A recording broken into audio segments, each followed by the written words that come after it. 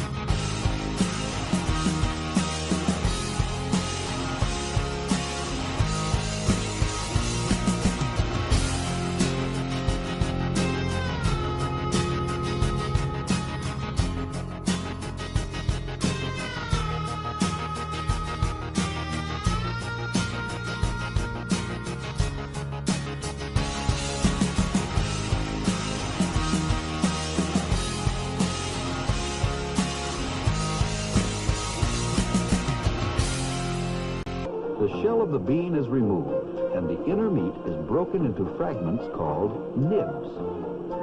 This has been called chocolate liquor, although it has no alcoholic content. All products made in the factory begin with this liquor. However, back before Milton Hershey went into business, it was discovered that chocolate beverages tasted better when the cocoa butter content of the liquor was reduced. And the milk has reached the consistency of taffy. Chocolate liquor and sugar are added, and the mixture looks good enough to eat right now. However, many more steps lie ahead. The mixture gets drier and drier until finally it is conveyed as a coarse powder to another series of mixing tanks. The chocolate paste entering a conch is thick and visibly coarse in texture. In a back and forth or reciprocating action, large granite rollers rub the paste over a corrugated granite base. After 72 hours of conching, this chocolate has reached a rich, mellow consistency with flavor to match.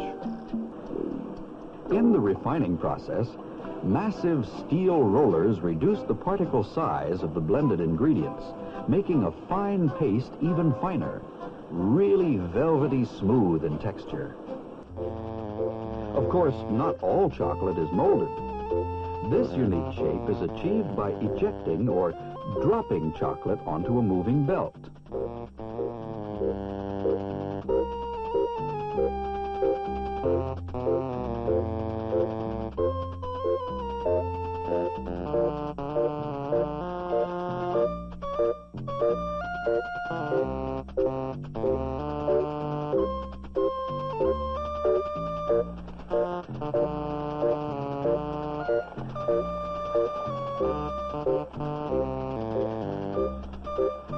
Chocolate is made to be eaten, and no one can enjoy its pleasures if it's kept here in the factory. So packaging of the various products is probably as important as making them. They tuck the buttercream between ridged rollers, which shape it into creamy columns. A wire slices them into bite-sized morsels.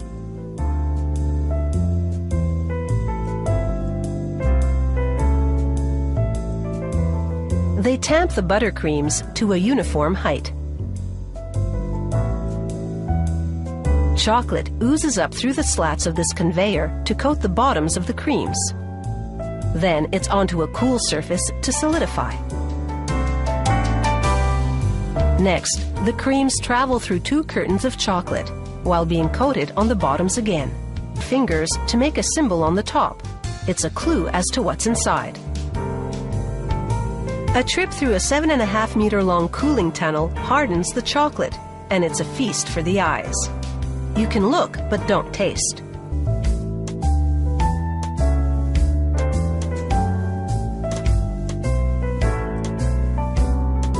They feed the caramel squares into a device with circular knives. It's called a gang cutter, and it slices the squares into strips. They turn the sliced square sideways, and it goes through the gang cutter again to create caramel cubes. They dust the caramels with starch so they won't stick to each other as they go through the chocolate coating system.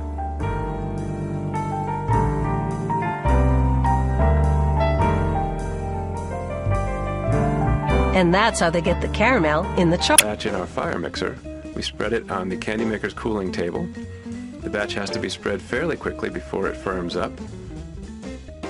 And then those pieces will be run through our chocolate waterfall or enrober. Next, we're getting ready to make blueberry creams. We use an old-fashioned technique called starch molding in the tradition of the master candy maker. Each individual cream is hand-funneled into starch and allowed to set up overnight. Once the piece is set up overnight, we can take them out of the starch and feed them onto the belt of our enrober or chocolate waterfall. We use invert sugar so that after a few days these become creamy again.